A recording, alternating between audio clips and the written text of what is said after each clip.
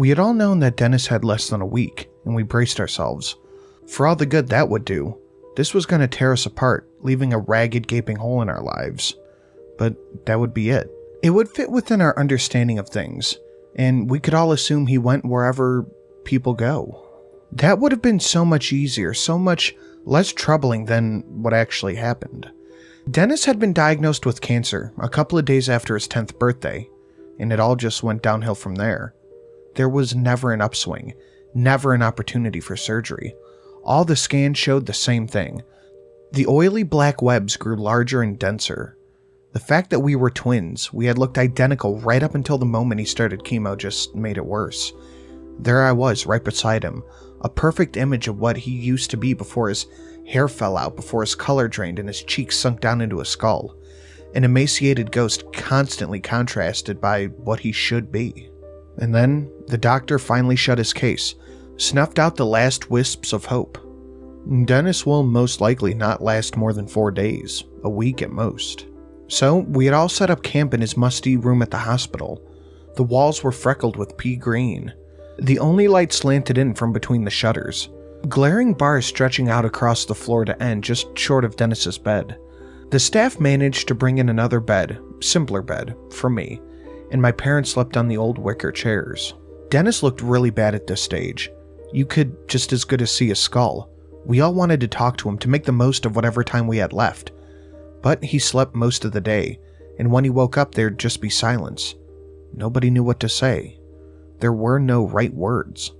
And there was this underlying fear that any moment anybody interacted with the situation, it would somehow make it real and it would hit everybody. The first sound would knock us off our tightrope and we'd all fall into tears and chaos, and we wouldn't be able to pull ourselves up. So there was silence, my parents occasionally forcing a smile that never quite made it to their eyes. The third day is when it finally happened. The steady beeping of the heart monitor broke into frantic electronic wails as Dennis began to shake feebly, as dry cracking sounds rose up from his mouth. My parents exploded out of their chairs, my mother heading straight to Dennis, grabbing his shoulders and pleading with him to stop and to be alright. My father was at the room door, screaming down the hallway for help. The doctors and nurses in the hospital changed lately. They were starting to treat Dennis differently. Before, the resuscitations were always these frantic, desperate efforts like 100-meter sprints. There was always a desperate desire to succeed in every moment. Now, it was different. It was more like a steady jog. These people were just going through the motions, ticking off things they were meant to try in the little checklist on their minds. I don't think it would have made a difference either way. The cancer had finally tipped over, and his system just couldn't shoulder it anymore. They called it and they left, offering their condolences and saying that they would take the body away when we were ready. The door clicked shut behind them, leaving Mom, me, Dad, and Dennis's corpse. We all inched closer up to the side of the bed and just looked. My mother cracked, breaking into howling tears. My father pulled her close, trying to keep it together, but he was losing it in his own way. No sobs from him, just the occasional tear running down his face, and sharp breaths bursting between his clenched teeth. I just quietly stared at his face. We all stood there for a long time. I finally realized that this wasn't just one thing, this one single event. For the first time, my mind started to run away with itself, unfolding all the endless implications of this, every one of them causing my gut to sink, for me to miss him so much even though he had just been here. I was never going to talk to him again. He was never going to laugh at me again. We were never going to eat dinner again. We're never going to school together again. We were never going to be in the same class or school again, or talk during classes at school again. It was going to keep going and going and going, and I realized that it wasn't just one person I had lost. I had lost a million things. Something that was meant to be a consistent and constant presence was gone. And nothing was ever going to be as good as it should be again. Everything I was going to do to be soured by the certainty that I should be doing it with him, or that I wouldn't be able to tell him about it later. It had only ever been a childish assumption that any of that would happen. I was the first one to see his lips quiver. Mom, Dad, his lips are moving. My parents froze, still clasped to each other, My mother curled over, supported by my father. We looked at his lips as they continued to quiver. My parents went quiet again. They must have been trying to hold back hope, assuming it was some kind of nervous system tic, but it kept going. And finally, in this dusty, hoarse voice, so faint it was like you could hear it being carried on the wind, he said my name. Harry. My father sprinted across the room, yelling for the nurse to come back. My mother was clutching her mouth and stumbling back from the bed. The workers tumbled back in and went through the checklist and shocked him with the defibrillators and everything a few times, and they reached their verdict. We're sorry. He's still dead. But I heard him talk, my father said in a small pleading voice. It could have just been gas escaping. But, my father said, before a tiny scraping sound cut through the room, everybody turned towards its source. It was coming from Dennis, halfway between a sigh and a croak. Harry, it's all so dark, so cold, so dark, and it's pulling me down, pulling my insides and taking me down.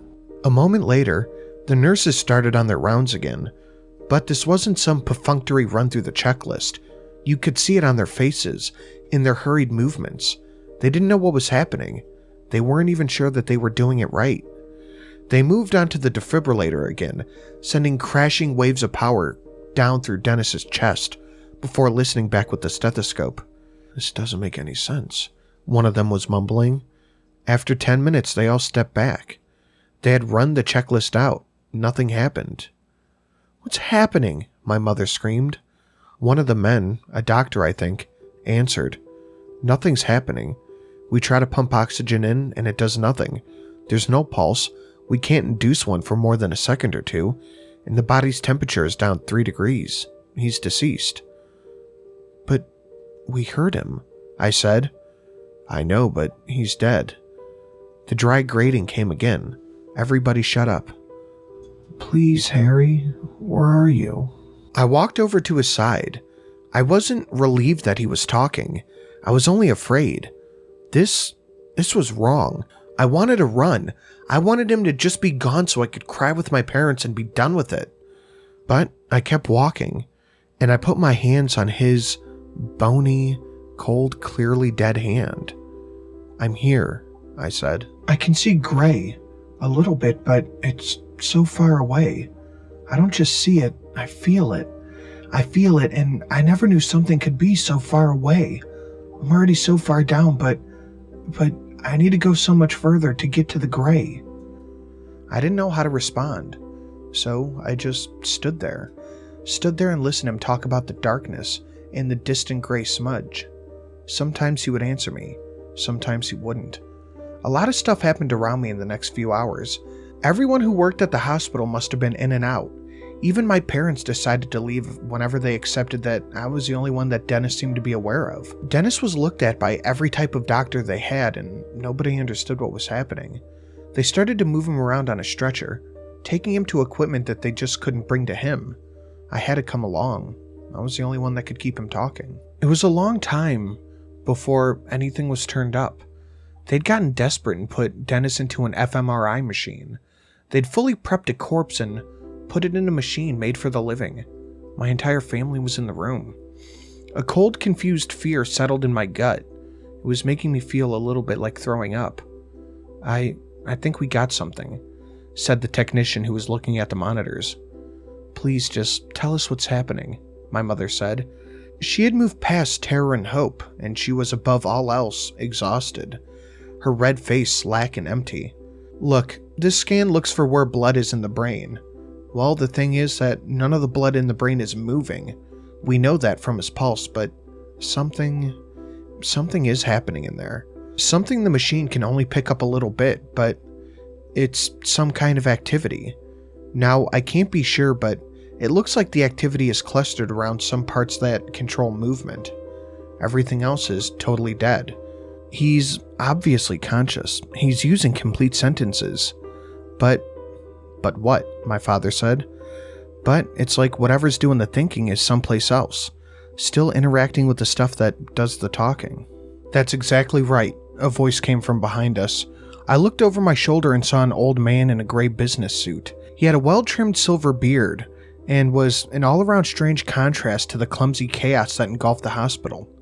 "Who are you?" said the technician. "I'm Daniel Cohens," he said, handing the technician a business card. "I'm with the Orpheus Institute. We're a semi-private medical research body, and we've dealt with a few cases similar to this one. The hospital president has already agreed to let us look into this." And almost invisibly, a number of men moved behind Cohen and were now making their way over to the technician. "These men will help the confidentiality of the situation surrounding issues like this. We'll handle the boy from here." More men, but these ones in white scrubs that had a strange logo on the left breast, got Dennis back on the stretcher and led us out into the hallway. We wordlessly followed, never thinking to say anything because at least these new people represented new possibilities, and a completely new road that might lead to an explanation. They rolled Dennis into an operating theater, and my mother gasped. "Look, just what are you doing?" my father said in a husky voice that made it obvious he was holding back tears.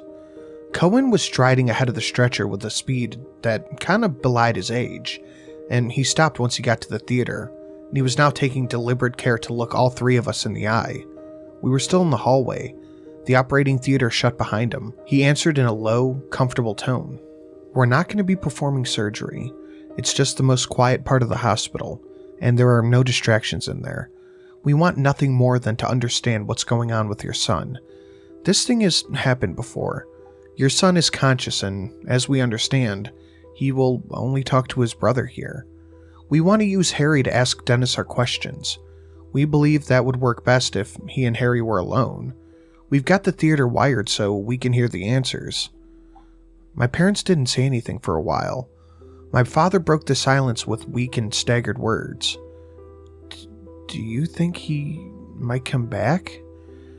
I know that even if he does, it won't be for long, but I'd really just like him back.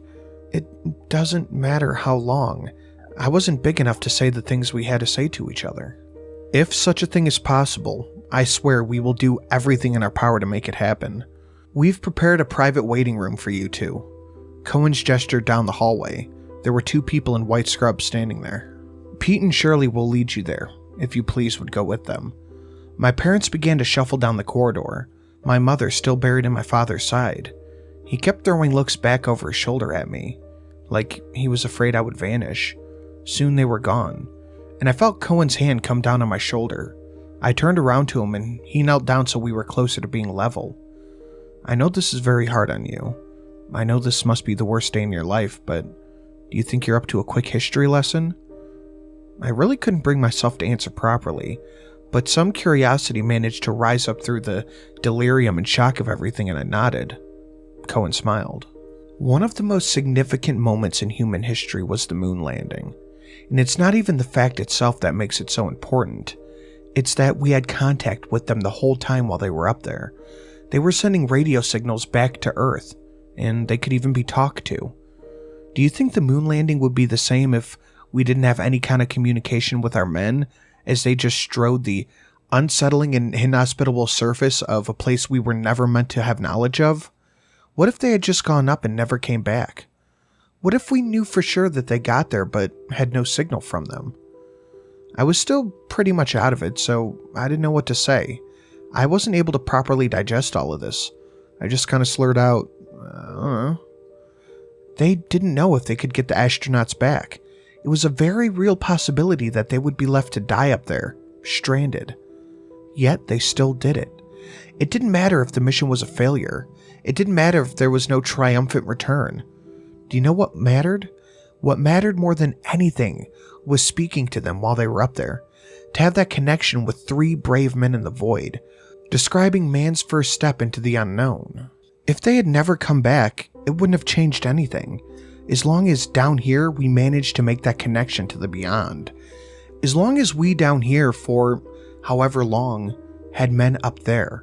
Men to describe the soil. Men to explain the feeling of being so light. Men to tell us what the earth looked like, cut in half by the lunar horizon. Men to teach us about a new world. He tightened his grip up on my shoulder. None of that would have been possible without the people in Houston. Without the men who talked to the astronauts, kept them focused, made sure we got the information we needed. Harry. We believe Dennis is in a very strange place that humanity would do well to learn about. You're Houston. Your brother is an astronaut. He pulled some kind of laminated sheet out of his lapel. Here's a sheet with some topics I want you to focus on, and questions that we think you should ask. This should help get most of the useful and needed information. But the most important thing is to keep him talking. Stop talking for 5 seconds and you could lose him. I accepted the card, giving up on trying to reach a decent understanding of the situation. He ushered me into the operating theater and shut the door behind me. I was alone. The only sound was an almost audible ringing that emanated from the massive stainless steel racks and implements. It was a cold, sturdy operating table that Dennis was laying on. I approached the table, and in need of any sort of guidance, I looked at the laminated sheet. General principles. Try to keep your loved one, the subject, unaware of their deceased state. Their past experience suggests that the shock may cause them to disconnect. Maintain constant conversation, as it's been shown to help maintain a connection. Do not ask leading questions, such as whether your loved one, the subject, is having experiences in line with your own religious beliefs. First step. Ask your loved one or the subject to describe their experiences and or their surroundings. Encourage them to be as... A gasp pulled my attention away from the sheet. "Harry," Dennis said. "Yeah, it's me," I answered, grabbing his hand. There was no doubt that he was really dead. The hand was ice cold and the fingers were locked in place at odd angles with rigor mortis. His entire body had gone from the sickly white of the dying to the rain cloud shade of the dead. "I got to the gray, to the ground, came down easy like a leaf, cold. I'm standing there now." "Dennis, can you tell me where you are?" "It's still gray, but it's more real now. Solid. Gray sand underneath, gray ocean behind me, gray clouds above. I don't remember. Going through the clouds, but they're there now. The clouds. They're screaming." An ocean?" I said. "Can you see anything in the ocean?" Dennis took a phlegmy, pointless breath. "Far away, the horizon. It gets dark. Dark, hungry line where the clouds stop and where everything stops. Darkness is clawing, moving like it's alive. Miles and miles of angry, hungry dark. Can't go there. Can't go that way." At this point, I lost the thread of the exchange as perspective suddenly hit. All the things I didn't understand, and the fact that Dennis wasn't alive. I broke, crying and wailing, digging my face into his bare, emaciated ribs, like cold meat straight out of the fridge. I kept squeezing his hand harder and harder, pushing the stiff fingers closer together. "Dennis, please come back. Wherever you are, just get back here." "Harry? Harry, are you crying? It's hard to tell. There's so much sounds like crying here." His words struck me deep as it made my sob catch in my throat. I started to look at him again, settling back to my previous catatonic distance from what was happening. "I can't come back. No getting back. Like spilling something on the ground. No getting it back inside and right again." I took a few seconds to force myself to accept this, but I carried on, hoping that maybe I could steer him towards some sign that he was wrong. "What's in the other direction, away from the ocean?" "That's the way I have to go. If I try and swim, the darkness will tear me up, shred away everything until only pain is left, and it'll toss me into the clouds, and I'll scream." "Dennis, tell me what's in the other direction." "Just the sand. The gray sand, it goes on and on. Not many bad things yet. Not many bad things to see yet. There will be more when I get where I'm going. I'm just starting to walk now, Harry." "Where are you meant to be going?" I started digging my nails anxiously into my forearms. There was something nauseatingly, dreadfully true about what he was saying. It was like the first time you learn that the world is round. It feels weird for a few seconds, but Soon you get used to the idea and you see that it's the truth. That's the big secret, and it doesn't matter how flat the ground feels. It doesn't matter how little sense it makes. It's true. And he just kept talking. I can see another person.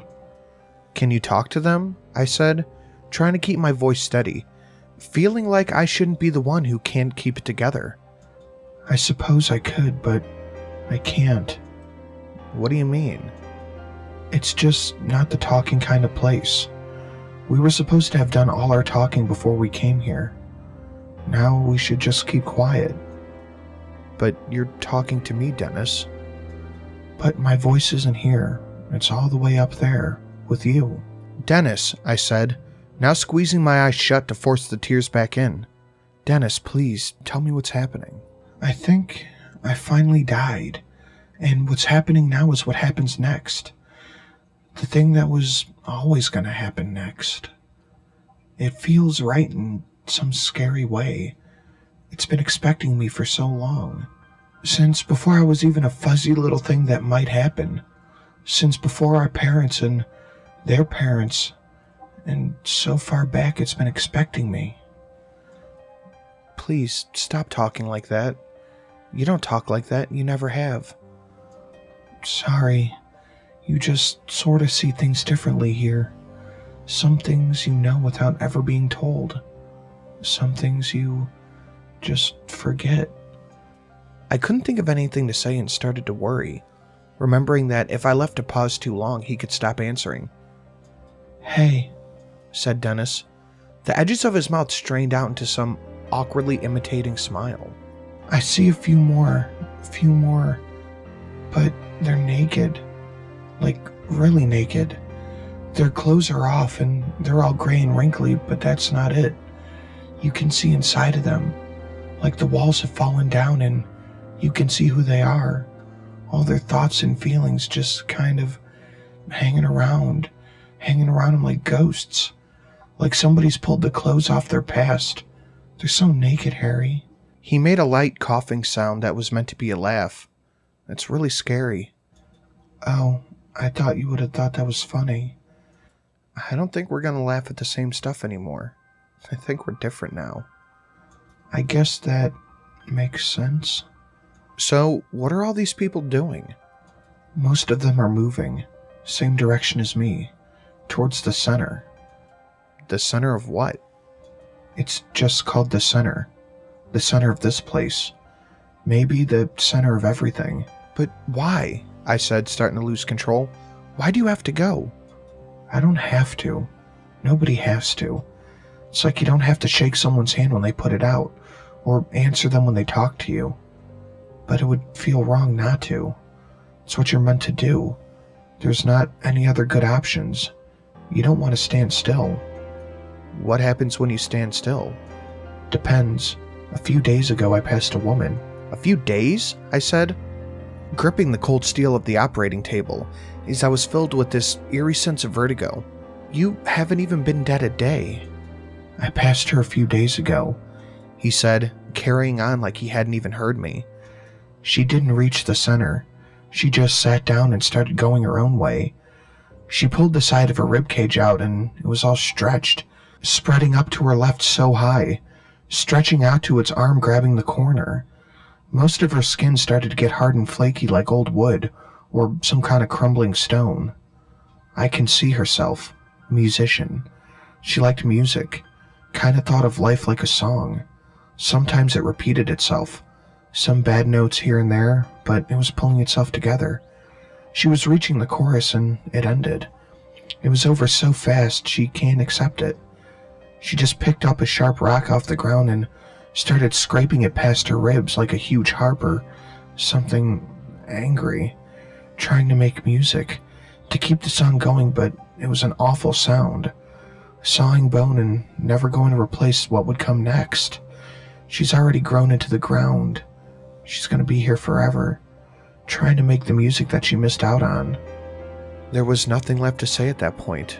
I just went quiet for a while, assuming that he would keep talking. He didn't. Dennis? Dennis? No answer.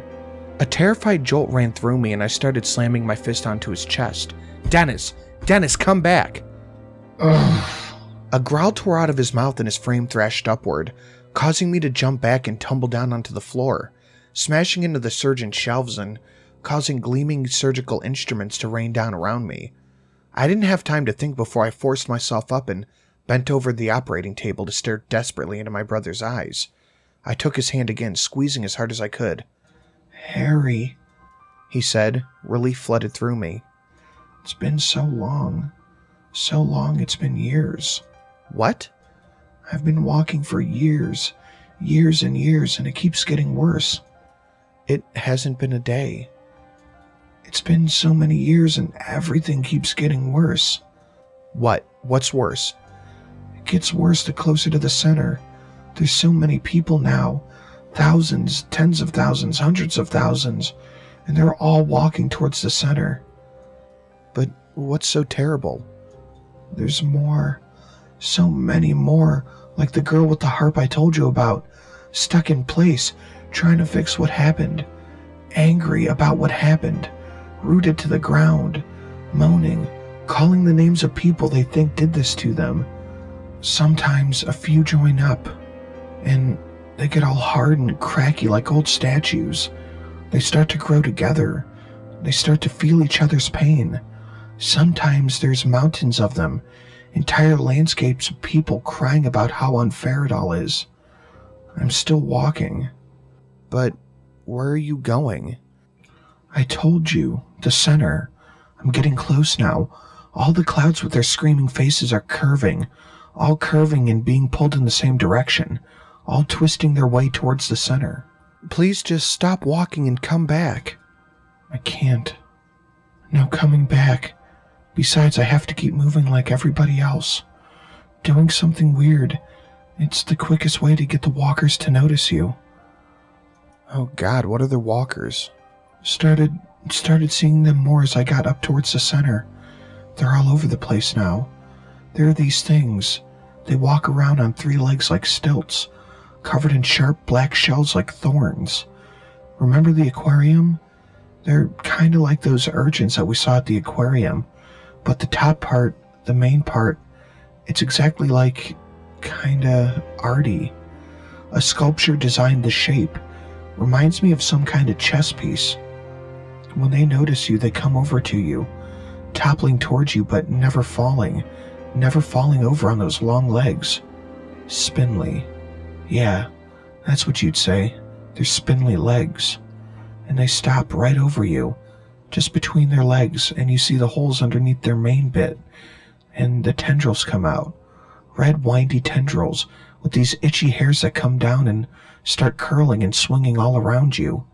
You almost don't mind it at first because they're red. You've been seeing nothing but gray and black for years, and the tendrils are red. It's beautiful. But when they touch you and it's awful. Every bad thing you've ever felt, every bad thing that ever happened to you started bubbling towards the surface, drowning you.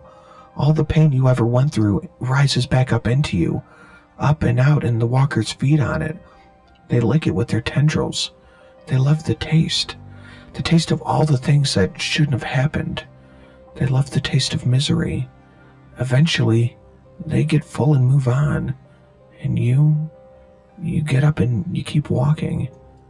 Jesus, Dennis, Jesus. It's fine. They're bad, but you get a sense of perspective here. Sure, they're scary for you, but they're nothing next to the center. They're bottom feeders, moss that grew on the outskirts. If they're really like sea urchins, then the center must be a shark or a whale or some kind of huge thing right at the bottom of the sea that is just too big to come up near the surface. You've never said things like this before. I don't know how to describe it. When you're here, stuff breaks down just a little bit. You don't always need to have learned a word to know it. This place is less obsessed with causes and 2 + 2 = 4. Its job isn't to make sense. But what is its job? I don't know. Maybe I'll find out at the center. He went quiet again, And this time, I wasn't sure I wanted to stop him from drifting off. I wasn't sure I wanted to hear any more of this. But regardless of what I wanted, another groan soon crept out of his mouth and he was back. Shit, I see it now. I see the center. His hand began to close, slowly but inevitably around mine, overcoming rigor mortis to press his fingers like an iron vice. I kept trying to get out, almost yanking him off of the table, but I couldn't budge inside the agonizing grip. It's inside. Inside, the thing is huge like a beehive, floating above the ground. It's gray too. Gray and covered in streaks and ridges, like it used to be a liquid and hardened, or made out of a web or something. It's so big, Harry. I've never seen anything like it. All the clouds are swirling down into a hole on top of it, still screaming. Hundreds of holes, messy, ragged holes, pitch black on the inside. It's bigger than cities, Harry, and everybody's heading towards it. Thousands and thousands swarming under it, pushing against each other to climb the bridges. Messy bridges from the ground right up into the holes, right up into the pitch black of the center. Harry, I'm here. Please, I said, whimpering from the pain in my hand. You can't go in. There's nothing good in that place. I knew this as fact, not because of the description, but as a gut feeling. I knew whatever he was talking about was real and fundamental, as important a part of our existence as the sun and the moon and birth, but bad somehow, dripping with wrongness right to its core. Where else is there to go? I'm at one of the bridges. Please, you can come back. No, that would be like going back in the womb. It can't be done. This is what's next. Oh. What? Why? Oh God, I'm starting to feel something. I think it's the center doing it. I'm getting bitter. Everything spiteful, everything angry in me. It's swelling, spreading out and smothering the rest of me. I'm so mad, Harry. I'm getting so much smaller and the hate is getting so much bigger. His hand tightened and I screamed. Why was it me? Why was it me and not you? What did I do that you didn't? What did you do that I didn't? I'm sorry, I said, fully in tears. His voice had changed. It was still quiet, but it was rabid. Each word was growled and soaked in vitriol. I hate you. I hate you. Do you know that? Still able to stand, still able to run, still able to breathe. I fucking hate you. I hate you all the time. You just stood there feeling sorry for me. You couldn't feel any of it. Just waiting to see me die so you could fuck off and do everything I never would. I was yelling and screaming for someone to come and help. I had almost pulled Dennis off the table. His torso was hanging down the other side, held straight by whatever force was allowing him to squeeze my hand. In all this, his eyes were still as dead as they had always been. And then he went limp. His hand let go. His back sagged and he crashed onto the floor. He had broken 3 of my fingers, but shock was keeping that distant. I threw myself down onto my knees, slapping his face, slapping it, looking for any sign that he was still there. He gasped again, even fainter now. Oh no. Oh Jesus, I'm inside and it's so much worse than I thought. It's beyond worse. It's so far past the worst that I thought something could be. Please, Dennis, listen. Tell me what's happening. It's the center. It's so big and floating above me. It's so much bigger than the hive. So much bigger than what's inside of it. The whole inside is so much bigger. It's so big. It's gray too. Always gray. Gray and cracked like the stone walls over endless miles of it. His voice had changed. It was whiny, small, and afraid. It's hurting me, Harry. It's hurting me more than I've ever been hurt, and it hasn't even noticed me. Please, the man told me you need to describe it. He said that if you keep talking, you might stay. So big, he said, his voice wobbling and breaking like he had been crying. Its fingers are bigger than skyscrapers. It has so many fingers, millions, and ribs. Its body is all ribs, and they're just fingers folded up. I don't know how many. I don't know how there are so many. They're so big, Harry. And Jesus, the masks. What masks? The masks, its faces are bigger than countries and they're all different. Some, the eyes are perfect circles. Others have huge pointy holes where the mouth should be. Some are blank. Some have 8 eye holes and some look like human faces. Like perfect human faces with deep, dark, hollow eyes, all of them. The inside of them is all so dark. A living dark, a pulsing dark, pulsing all together. It's so huge, and you can feel it pressing in on you, filling the air with badness and crushing down on you. Crushing down on you from the inside. You can feel the bad in you reaching out to it, like a baby reaching out for its mom. And Jesus Christ, Harry.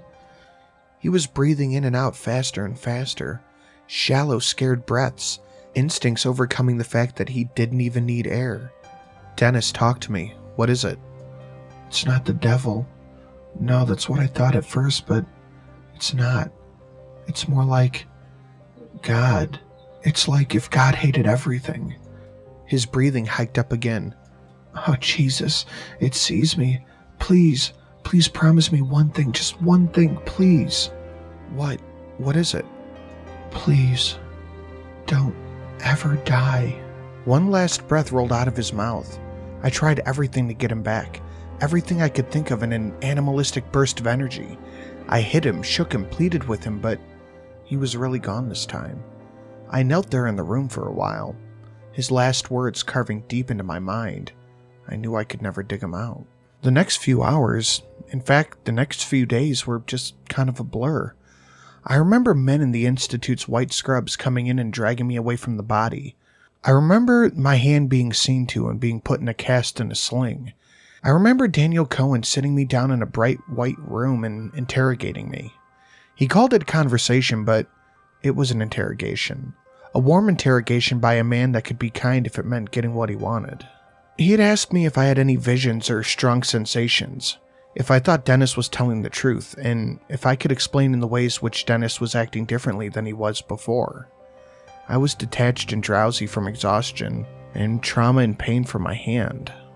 So I just answered honestly. At the end, Cohen made me memorize a phone number and sign a load of confidentiality forms, making it very clear that not a word of this is going to leave the hospital. I was to call if I started experiencing any phenomena that I thought was related to Dennis. And finally, they left. My parents and I took a taxi home.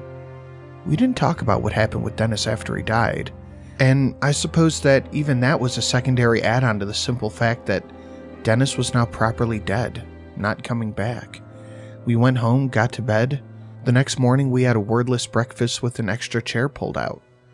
The years flew by. The whole experience became something that I just had to live with, some dreaded thing in my thoughts. Sometimes it would steer me back, but mostly, I managed to just keep living, to accept it all as just something. I couldn't really understand. The fact that Dennis was gone was somehow worse than the way he went, however terrifying and unnatural that was. But lately, I've been having a dream. It starts off vague and incomplete, but every few nights it repeats. It gets longer and more vivid.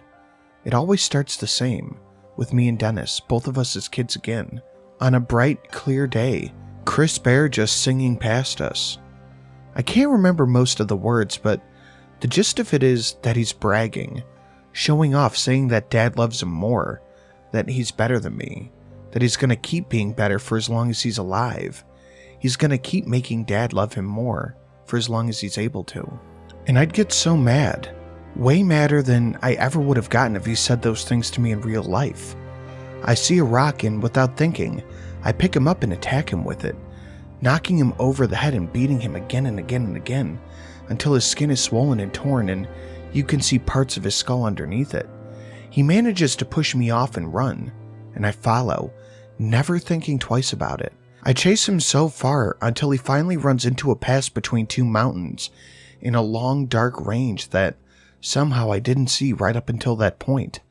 The range extends to either side, seemingly forever, and the sky above is saturated with dark heavy clouds, like Mordor or something. I always stop running at this point, knowing that if I chased him far enough, the job is done. I start to leave my body, surging forward down the pass, no longer myself, just a nameless, thoughtless observer, gliding for a lack of legs. He runs into the dark pass and on into the sunless, barren country of the other side, a place where the soil is gray and dry. He runs for ages, but soon he stops, and he falls and he curses me, screams about how much he hates me, about how much I cost him by driving him into this place. He rages for a long time. Then a second person comes. Sometimes a man, sometimes a woman, sometimes old, sometimes young. And they say they too were driven past the mountains, or that they wandered past them by mistake and can't get back over. Dennis always says the same thing. Then let's suffer together. Let's hurt together. This person always latches onto Dennis, and Dennis latches back, and they scream and cry and say they want to see the people who wronged them skin alive, and more always come, a trickle at first, and then a flood, latching onto Dennis in the first person, all of them clasping together and forming into a giant, deafening mass of squirming bodies, and eventually it's huge, almost up to the clouds. Then there's this rumbling, the massive shifting sound. The countless bodies start to rearrange, forming deep canyons of flesh that make up a horrendous, rage-filled outline of a face. There's a greater shift, like an earthquake that moves the pile forward, pulling itself with enormous appendages, made up of the miserable and the bitter and the despairing. It inches and tumbles on, crashing down and dragging itself forward with overwhelming apocalyptic sounds. Then I see the thing is heading toward the mountain range. It's heading back to the bright place with all of its anger and hate and vengeances. As much as it's made of millions and millions of people, I know it's still one thing with one will, but all the hatred of everybody buried in it. All the way down to the first one to curse. His rage is still in there. Rage directed at the first one to sin. It gets right up to the mountains. Then I wake up. I think something's coming. Something that got started a long time ago. Something that strips away good and builds itself on the bad. And I think it's almost strong enough to set out, to start moving. And I think when it gets here, the living will be no better off than the dead.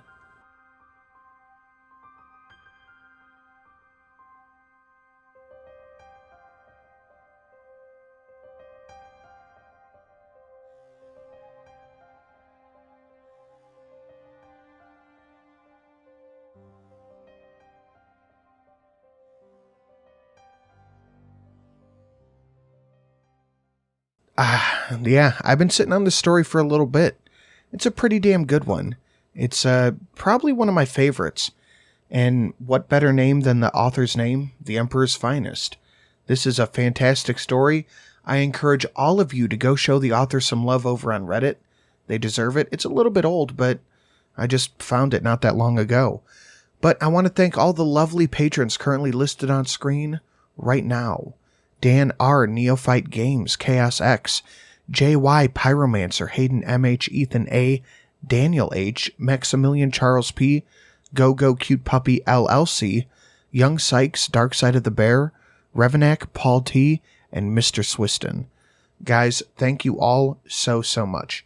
I say it every time and I will say it again and again and again. You guys really do keep this channel alive. And I have a special, little bit different thing ready to go up for you guys. I just have to put some finishing touches on it. Thank you.